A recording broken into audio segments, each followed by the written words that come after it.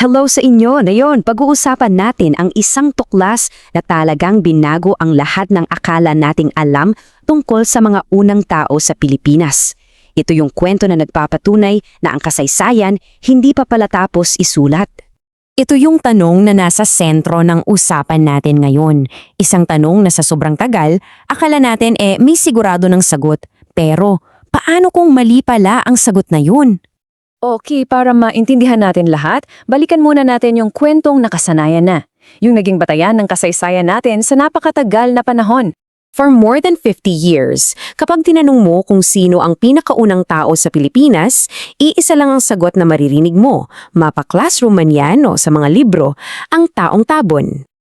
Yep, ang Taong Tabon. Siya yung natagpuan sa Palawan na naging standard, ika nga.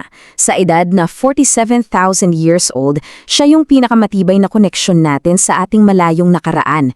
Siya yung simula ng kwento natin o yun ang akala nating lahat.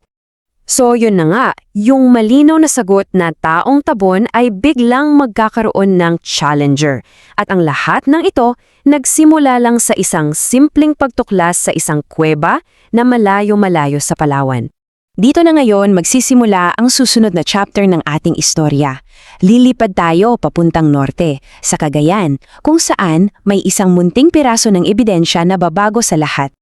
Tandaan nyo to, Kuweba ng Calao sa Cagayan. Dito mismo magaganap ang isang archaeological discovery na, promise, yayanig sa mismong pundasyon ng kasaysayan ng Pilipinas. At hindi ito isang malaking bungo o isang buong kalansay ha. Ang natagpuan nila, isang maliit na buto lang, galing sa paa. Pero ang mahalaga, siguradong galing to sa tao at sa itsura pa lang, alam mong sobrang tanda na. At dito na yung pinaka-exciting na part. Alam ng mga siyentista na may hawak silang importante. Pero ang tanong talaga ay, gaano ka-importante? Gaano ba talaga ito katanda? Kasi yung sagot dyan, yun ang magdidikta ng lahat. Okay, ready na ba kayo? Dahil sa part na to, yung timeline na kinagisnan natin, buburahin at isusulat muli. 67,000.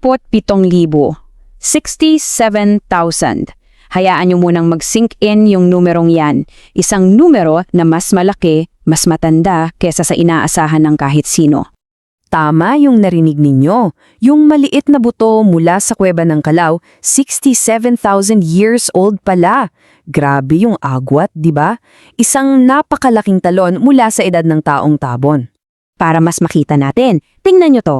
Kung yung Taong Tabon na 47,000 years ago ay parang ang layo-layo na, isipin nyo, yung Taong Calao mas matanda pa ng 20,000 taon, 20,000 years.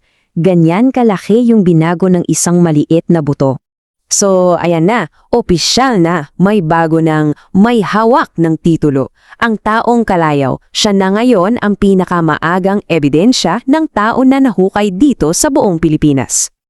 Okay, so what? Bukod sa papalitan yung mga libro sa eskwelahan, ano ba talaga ang ibig sabihin na pagkakatuklas na to para sa ating lahat?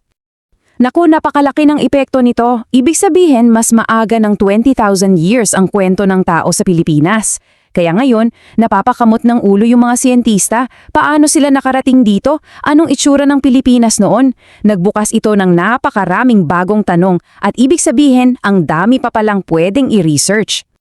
At itong sinabing ito na yung pinaka-summary ng lahat. Perfect summary ng nararamdaman ng buong scientific community. Hindi lang ito basta bagong data. Ito yung pagbabago sa pundasyon ng kaalaman natin tungkol sa kung saan tayo nanggaling. Isipin mo, no? Kung isang maliit na buto lang pala ang kailangan para baguhin ang buong kasaysayan natin, ano pa kaya yung mga sekretong nag-aabang lang na mahukay? Pinapaalala nito sa atin na ang pag-aaral ng nakaraan, isa yung tuloy-tuloy na adventure.